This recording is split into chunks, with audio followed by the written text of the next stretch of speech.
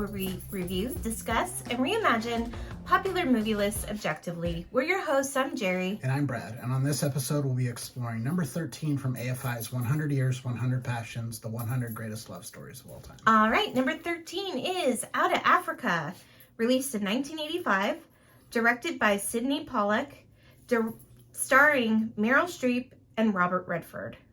The synopsis for this romantic drama is as follows.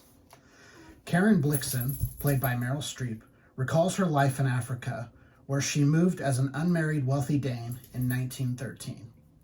After being spurned by her Swedish nobleman lover, she asks his brother, Bror Blixen, to marry her out of mutual convenience. They move to Nairobi in British East Africa. Using her funds, he is set to start a dairy farm where she will join him in a few months and get married. En route to Nairobi, her train is tracked down by big game hunter Dennis Finch Hatton, played by Robert Redford, an acquaintance of Bror's. He entrusts Karen with his haul of ivory. She is greeted at the station by Farah, Bror's Somali headman. She tracks down Bror at an all-male club where she is not welcome. The two marry before the end of the day, and she becomes Baroness Blixen. Upon arriving at the farm, she learns he's changed plans and started a coffee farm. She soon learns the high altitude of the farm is not conducive to a successful coffee operation. She needs Bror's help, but he is more interested in leading game safaris than farming. Karen comes to love Africa and its people, looking after the displaced Kikuyu people who live on her land. Eventually, she and Bror develop feelings for each other, but he continues to pursue other sexual relationships since theirs is still a marriage of convenience. As World War I reaches East Africa, Brors joins a colonial militia who set off in search of forces in neighboring German East Africa.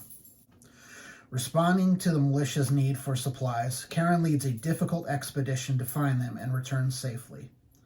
After the end of the war, in the evenings with her friends, including Dennis, Karen makes up imaginative stories to entertain them. Karen discovers Bror has given her syphilis and returns to Denmark for treatment and recuperation. Bror agrees to run the farm in her absence. She returns, unable to have children, and he moves out and resumes his safari work. Karen and Dennis deepen their relationship, and he moves in. He acquires a biplane and often takes Karen flying. Karen and Bror finally divorce.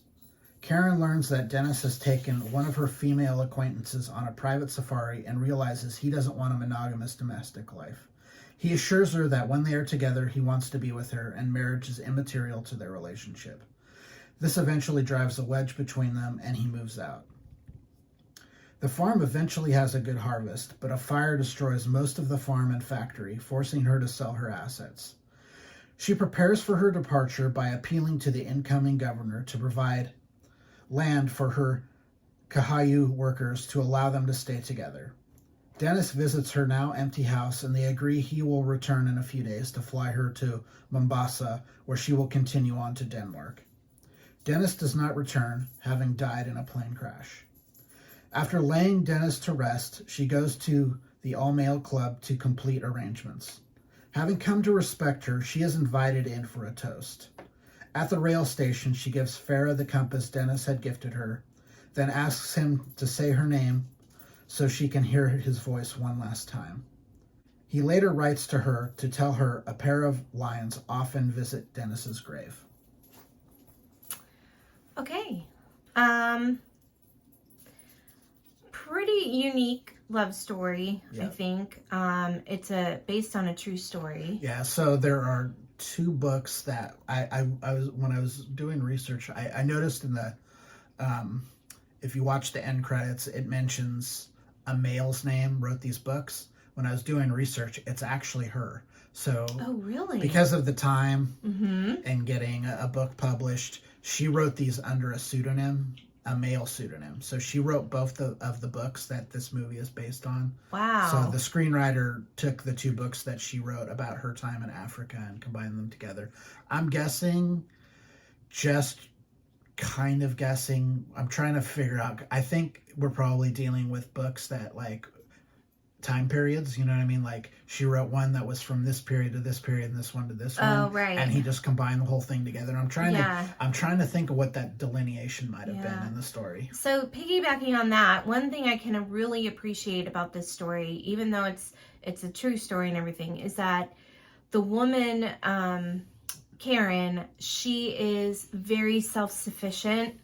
She does not need a man in her life to... Well, she's in this particular relationship, she's the one with money. Yeah, she's the one with money. She's more than capable of making her own decisions. She tries to do the best by the land, by the people, and by her, her welfare. And it really shows, and that's why I think she gets so much respect from the people that are, in Africa. Yeah, so. she and you see it throughout the story. First, her treatment and respect of the people who live on their land. So they're squatters, but I mean, are they really? I mean, this is Africa. This is their land, right? So I mean, they're dispossessed. So they're living on the land, and she recognizes this. She never puts up any kind of stink about these people living on her land. She gives them jobs. She gives them. She helps educate them and health. She helps. Yeah, she makes sure that they're cared for in a society that really doesn't see them as people. So the first thing she does is, she gains their respect. She gains all the men's respect when she takes out basically across, the desert to, deliver these goods to the soldiers. To them, and she makes it there, and Not only that, she, confronts a lion. Yeah. So interesting story about that. So in the middle of the movie, she's taking all this stuff to all these supplies to the regiment in another part of Africa, so that they can survive. And on the way there, one of her, I think it's an oxen. What is it? Buffalo? I think they're wildebeest. Wildebeest, maybe. Well, they're one of her. Yeah. Right, and they get attacked by lions. So her and a couple of the other people in the tribe try to scare it off, and they do well, except for one who won't bow down. So she grabs a bullwhip and starts bullwhipping this lion to get him off them, and finally he moves on. Now, the trivia about that is, so they told Meryl Streep that the lion's back legs would be restrained so that he would never come at her. But during filming, they were not restrained. Are you fucking kidding me? No. So dude, I would have fucking sued him. That's insane. So that terrified, scared look on her face is the real deal. Yeah, it's a freaking ape. It's like a 750-pound cat. Yeah. Not restrained. Dude, I would have sued the shit out of Sidney Pollack. I'd have been like, fuck you, man. Yeah, I don't know if it happened on accident or what happened. Crazy. But yeah, and, man, different times. They don't have regulations like now. No, they have that regulation. That was certainly a regulation in place. But they didn't care, That's crazy. The only other thing, too, about this movie is I feel like they glaze over colonialism a little bit. A little. I think they do mostly because our real only interaction with the Kahuyu people is through her. True. And that's a respectful relationship. Yeah. We don't see so much the other colonists really interact with the tribes people too much. Yeah, that's true. So I mean it's not really, it's addressed to some fashion in a little bit, but I mean it's not really that story. Yeah. I mean, to be fair, it's really not that story. It's part of the story because it takes place on their land, but it doesn't really involve them specifically.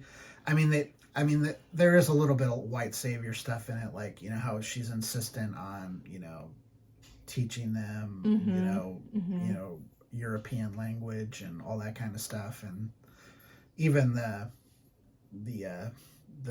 I guess it was the king of the tribe or whatever. He was like, He's like, why? Yeah. Also, what really surprised me is this film was made in 1985, and it does not look good. Yeah. So we were kind of talking about this is you get some really really great coverage shots, B-roll basically of Africa that they clearly.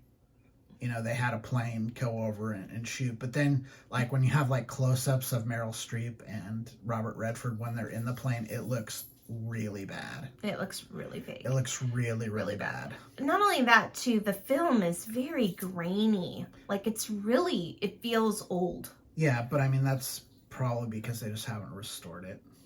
Well, I mean, like, look at how well, like, Back to the Future held up. Well, that's been restored.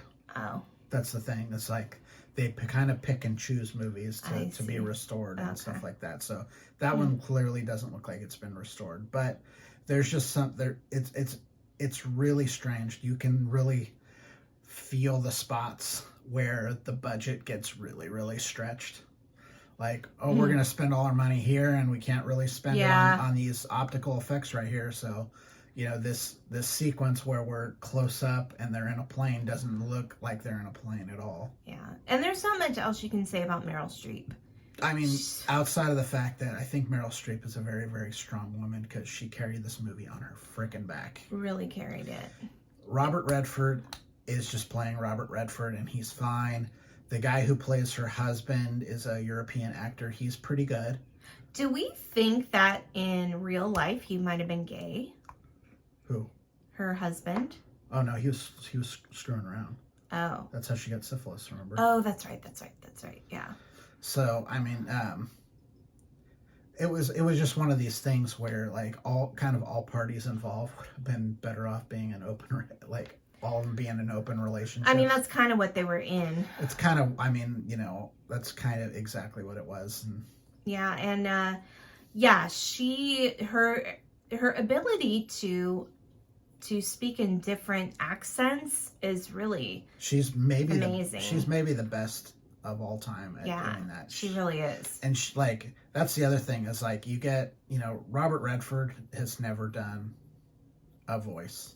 He just does his thing, which is fine. A lot of actors do that. You get like Liam Neeson has always done that. Sean Connery's always done that. There are just some actors who don't even bother to attempt it. Yeah. But when you've got you've got an American actress who is doing the work to sound like she's, Danish, and you've got European actors who are properly speaking their accents, like, the man who plays her husband is supposed to be Swedish. I believe he's a Swedish actor. So, everyone sounds the way that they're supposed to sound, and then you've got Robert Redford who just sounds like an American, and it just... Well, doesn't he play an American? No, he's an Afrikaner, so he's I think he's Dutch. I thought he was American. Yeah, exactly, because he doesn't speak with an accent. Yeah. So it's like you couldn't find someone who, I guess, Robert Redford and Sidney Pollack have had a pretty long-lasting working relationship. They worked together, I think, at least 3 times, maybe 4 times. I think Sidney Pollack, if I remember right, he directed Jeremiah Johnson, and also what else did he direct that Robert Redford was? Anyway, they had a working relationship, so it wasn't surprising that he chose a guy who was still a pretty bankable star in the mid '80s to headline a movie that was set in Africa, and it was a kind of a historical epic to try to there's business decisions that are made in any kind of filming. So what was sad too is like all she really wanted out of a relationship was someone to be there with her. Yeah. And like both men, her husband and Robert Redford's character, couldn't give that to her. Yeah. And it's kind of sad. She was very lonely. Yeah. But I think that, Robert Redford's character got caught up in his own underwear and he couldn't I think they both did.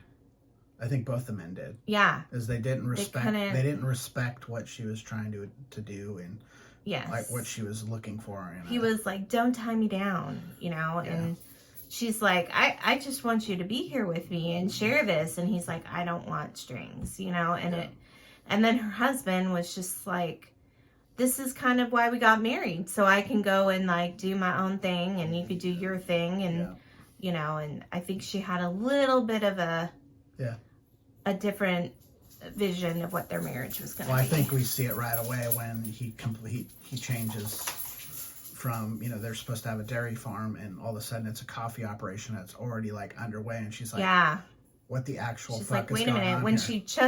when she gets there, she's like, what's happening? And it's just like, did you do any research? Because as soon as she starts doing research, she finds out this is not this is not a great area to do this in. But, and also she steps off the train and he's not there to greet her either. So it's sad because she was out there in Africa basically by herself, except for the people around her. It'd be interesting to see what her life was like after she went home, what she did. Yeah, I bet we could research it and see. We both enjoyed this film. I gave it a 67. Jerry gave it a 71. So the list score is 69. Dude.